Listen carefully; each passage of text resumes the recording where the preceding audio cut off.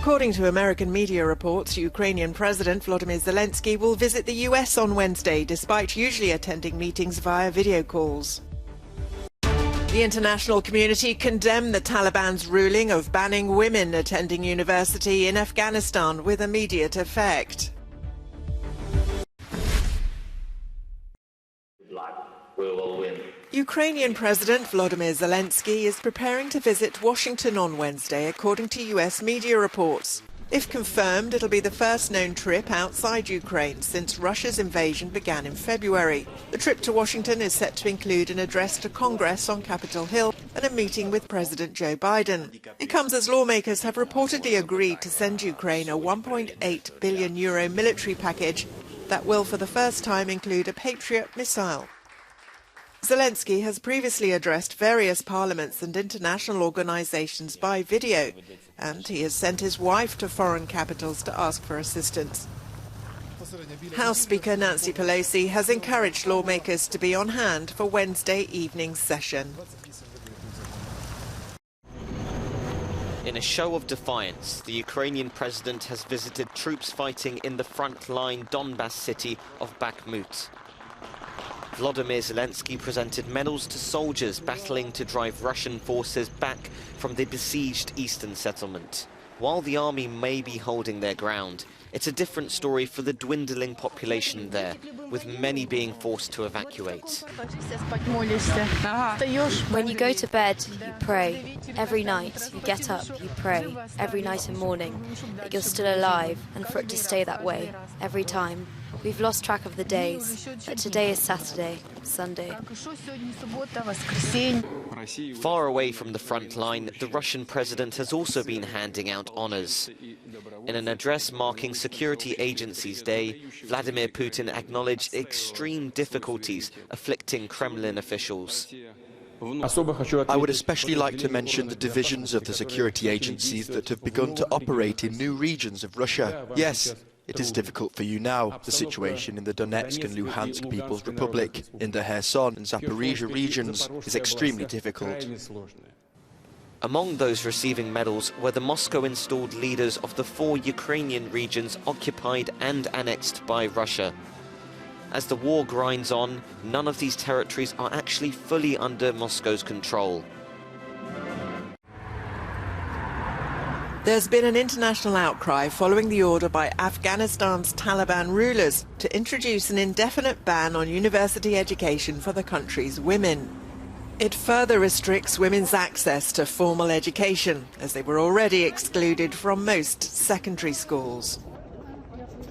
It comes less than 3 months after thousands of girls and women sat university entrance exams across the country, with many aspiring to choose engineering and medicine as future careers. What it is, it's clearly another broken promise from the Taliban. We have seen since their takeover, and also in the past months, just a lessening of the space for women, not only in education, but access to public areas, their non-participation in the public debate. The Taliban have permanently sentenced Afghan women to a darker and more barren future without opportunity. No country can thrive when half of its population is arbitrarily held back.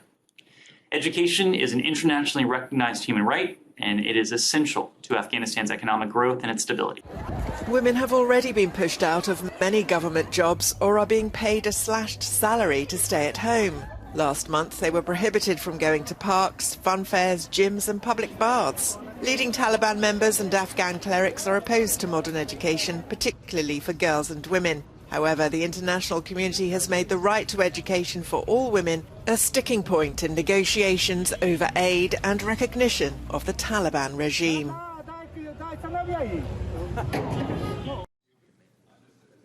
The US Congressional Committee has voted along party lines to make public 6 years of Donald Trump's tax returns, which the former president has long tried to keep secret. The documents could be a useful insight into Trump's finances, who has always presented himself as a savvy businessman. They may also reveal any financial obligations, including foreign debts, that could influence how he governed. The vote is the last opportunity for Democrats to disclose information about Trump's filings before Republicans take control of Congress next year. The Republicans argue that this decision could set up a dangerous precedent and are against the potential release of the papers.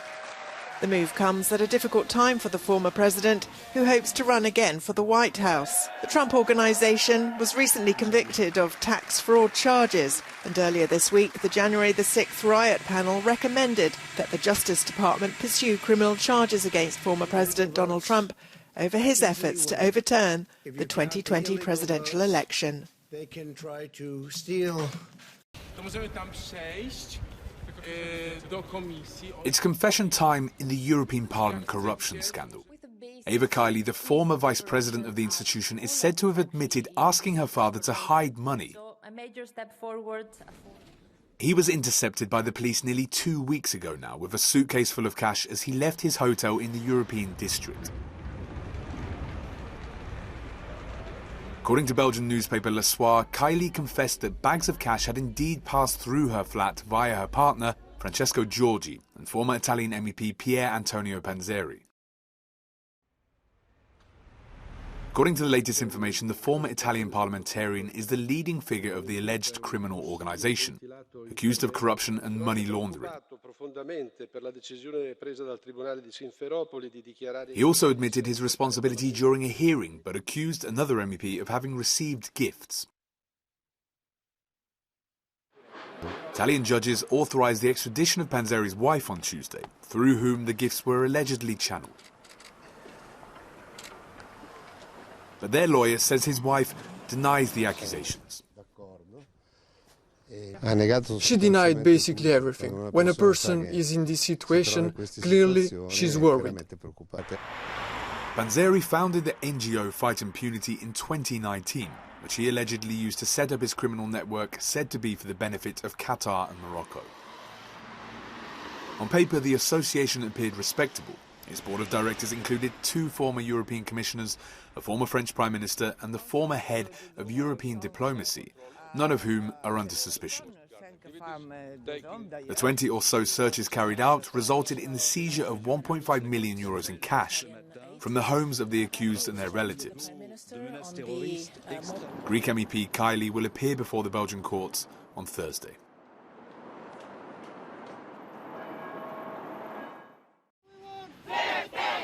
It's another day and there's another strike in the UK. Nurses joined picket lines for a second 12-hour stoppage yesterday, testing a health system in crisis. Today, thousands of ambulance workers in England and Wales are taking industrial action.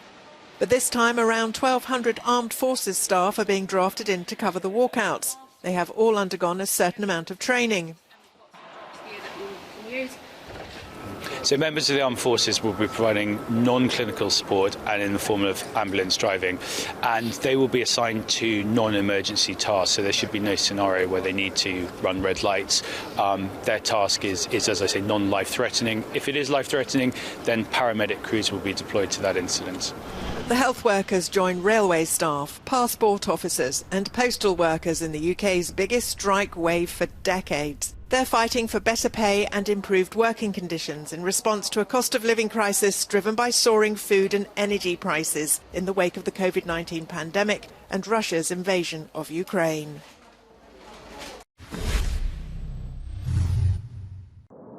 A mysterious explosion has killed 3 people and temporarily knocked out of service a Russian pipeline supplying gas to Europe. The incident occurred in the region of Shuvashia, 700 kilometers east of Moscow. The governor of Shuvashia has announced that it is unclear how long it will take to repair the affected section. The regional branch of Gazprom, the state-owned company which operates this pipeline, assures that the explosion has not affected the transit of gas, which comes from Siberia and passes through Ukraine on its way to the EU.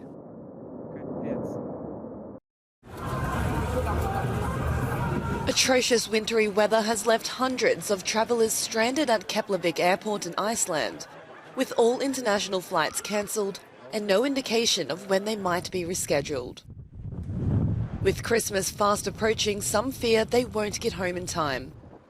Roads in the area are impassable, leaving both passengers and airline crew trapped at the airport. Iceland Air's CEO says the situation is dire, but they're doing everything they can to get passengers home in time for Christmas.